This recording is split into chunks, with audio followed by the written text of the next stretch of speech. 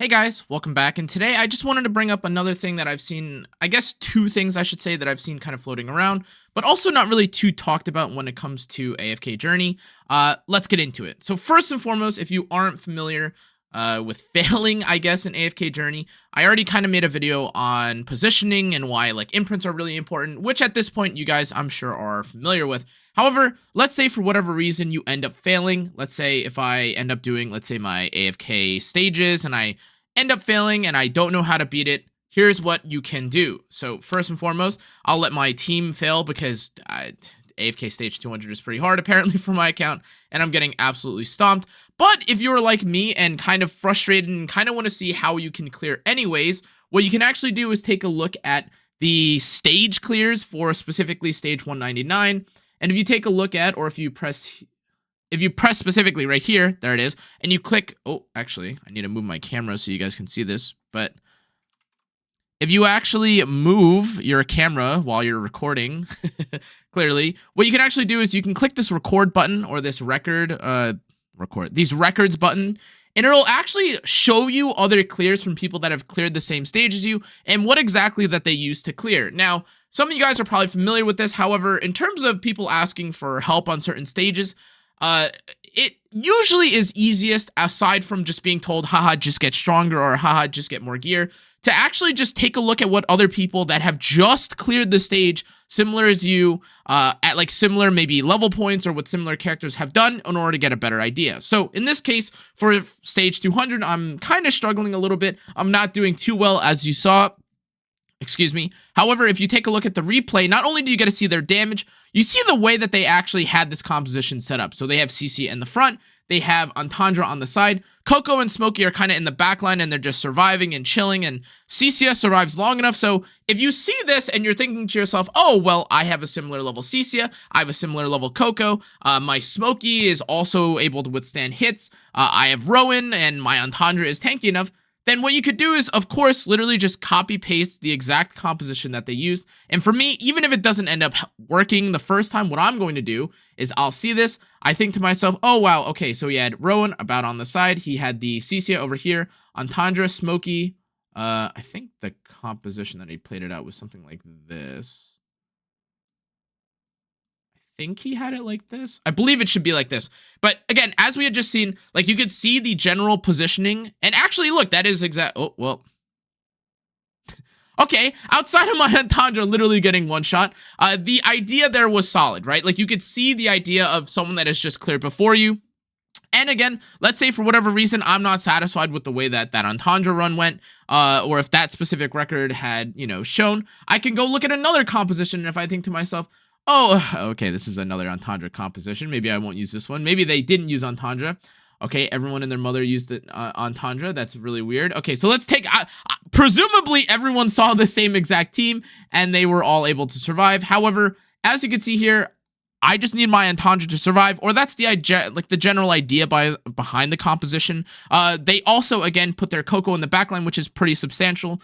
But more than anything else, this kind of just gives you an idea as to what other people are doing, not just actually in the AFK stages, because, of course, like while that's helpful, you may be curious if that's possible or how to do it with the Overworld bosses or with the Overworld monsters. And this little button that you see right here, after I stop getting attacked and I walk back to it, also allows you to take a look at what other creatures or what other players have done to beat these like certain mobs across the field. Again, there's the very quick and simple records button here. I'm going to move myself back to the bottom right hand corner. But you can, again, take a look at the different compositions that people have been using. You see their damage breakpoint, and everyone is pretty much using the same composition early, guys. Which, again, if you didn't see it, I also made a video about like strong teams or strong compositions, characters that you can put in and out of your composition early. Of course, everyone is going to have CC early, which is why they're using it. Rowan or Smokey are usually the characters that you're guaranteed, or some of the more generally common characters by your 30th pull, because if I'm not mistaken, they guarantee you a healer on your 30th pull. So whether that's Rowan, whether that's Smokey, or whether that's Hewan, that is what it is. But for this composition and for what someone ended up running, as you can see here, the general gameplay kind of perspective, or the kind of, I guess, game plan going into the fight is basically what's being shown here. They've got plenty of HP. They've got, again, like the supports. They have like the lineup in a specific way. So if you're ever curious about whether that's the positioning, the skill levels, or anything. You could see like what's mythic, what's not on the bottom here. Like the Coco here is only elite, I believe. Or epic, whichever the purple rarity is. And then he has a bunch of legendaries. And if that doesn't feel relatable to you, like I mentioned, guys, you can always take a look at the other records. But the other thing that I wanted to bring up in this video that I think is actually very, very underrated, but I have seen a couple other people talk about, is this new feature that people have with, or have been taking advantage of, or I guess it was just kind of flown under the radar, which is this auto battle setting, which normally you would say, oh, well, like auto battling, just enable for all battles. But actually, if you set the setting to optional per battle, when you pull up into a fight, you may find yourself, like, on occasion wanting certain ultimates to go out first or second. The most common of these things that people have been talking about is being a little bit annoyed when someone, specifically like your Cannaaaa, throws out Mr. Carlisle after Coco has already used her ultimate. And again, you've seen how many people that I just mentioned before have literally just taken out Coco, or literally using the composition that I'm using right now. And they'll run, again, like the Entendre, or they'll run like the Coco, they'll run whatever. But as you can see here, like, or, well, I can't really pause too much. If I just go into one-time speed, these, or like the ultimates right now, when you have the automatic casting, just goes off immediately. But as you just saw right there, my Coco actually ended up giving the buff, or like the damage reduction and all the buffs to the team after Mr. Carlisle, or before Mr. Carlisle rather, had been summoned, which is sometimes really annoying. So actually what you can do is that if you want to push a little bit further, or if you want to take advantage of Mr. Carlisle having the buffs from Coco, what you can actually do is, instead, if you just have the 2x speed on, if you turn off Coco's ultimate, you can, like, specifically, it's just here, you don't have to, like, stop the auto battling or anything of the game. You just have the you have Coco's ultimate specifically not go off. Mr. Carlisle comes out, and then you turn back on your ultimate here, and that's how Coco is now able to give Mr. Carlisle, like, the additional buffs, whether that's like the damage reduction or the increased attack. Now, again, you guys might not find that to be super, super impactful. It's like, oh, well, like, what does it matter if they get like the simple buff or not? But Coco's buffs specifically are really nice, again, because not only does it make him tankier, it also gives him a bit of utility in terms of damage, and I believe it's attack speed.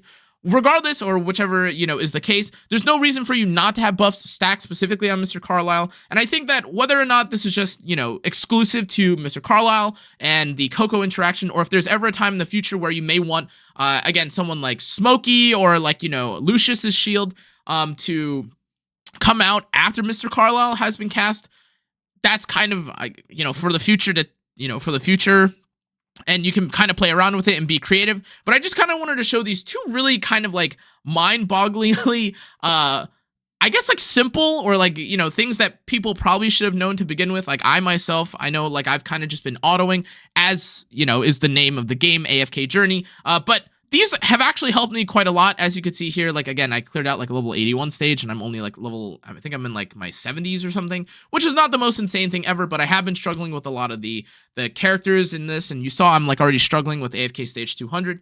But that was basically all I wanted to showcase, guys. Just like a kind of quick, simple video about it. The obvious, like, pros and cons, or there's no real cons to it. It's just the pros of both.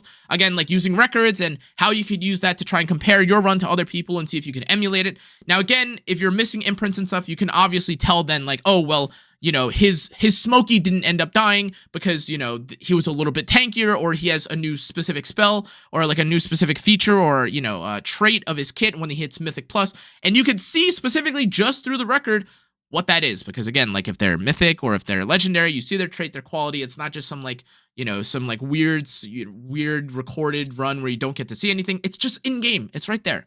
Anyways, though, guys, that's all I wanted to showcase. Thanks again for watching. Hope you learned something. If you did, make sure to like, comment, turn the notification bell, and subscribe. Thank you again for supporting my content. I love you guys so much. I'll see you guys on the next one. Make sure to watch the spoiler, by the way, thing. I've been teasing it. It's on every single platform: Discord, YouTube, TikTok, Twitter, Twitch. See you guys in 16 days. Goodbye. Good night. See ya.